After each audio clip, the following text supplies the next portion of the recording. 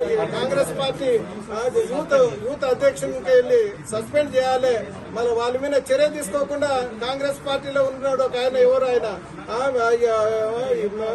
ఏది సిద్దిపేట సంగారెడ్డి, ఆయన జగ్గారెడ్డి మాట్లాడతాడు, ఇది మా కుటుంబ సమస్య అంటావు. నీకెక్కడ కుటుంబమా ఇది? ఈ రోజు ఒక యాదవులకు అవమానం జరిగింది. ఒక మహిళకు 80 సంవత్సరాలు ఉన్నటువంటి యాదవ మహిళలను ఒక అవమానించుకుంటా మాట్లాడిన దానికి మీ కుటుంబం ఎందుకైతుంది? ఇది మా జాతి మొత్తం ఈ రోజు సీరియస్ గా తీసుకున్నది. అతను క్షమాపణ ఏదో చెప్పడం కాదు, ఖచ్చితంగా మీరు ఏదైతే రిపోర్ట్ వచ్చిందని చెప్తున్నారు పిసిసి, మీరు వెంటనే పిసిసి అధ్యక్షుడు అతన్ని సస్పెండ్ చేయాలి. సస్పెండ్ చేస్తేనే కాంగ్రెస్ పార్టీ బతికి బట్ట కడుతుంది. లేకుంటే భవిష్యత్తులో 2029లో మళ్ళా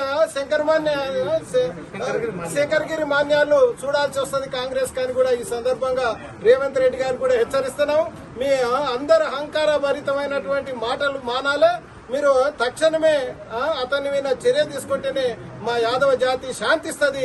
లేకపోతే ప్రత్యామ్నాయంగా ఈ రోజు ఉత్తరప్రదేశ్ లో ములాయం సింగ్ యాదవ్ నాయకత్వంలో ఎస్పీ పార్టీ ఏ విధంగా ఉందో, అదేవిధంగా బీహార్ లో లాలూ ప్రసాద్ యాదవ్ నాయకత్వంలో ఆర్జేడీ పార్టీ ఏ విధంగా ఉందో, ఈ తెలంగాణలో కూడా తప్పనిసరిగా యాదవ్ల నాయకత్వంలో రాజకీయ పార్టీ ఏర్పాటు అవుతుంది.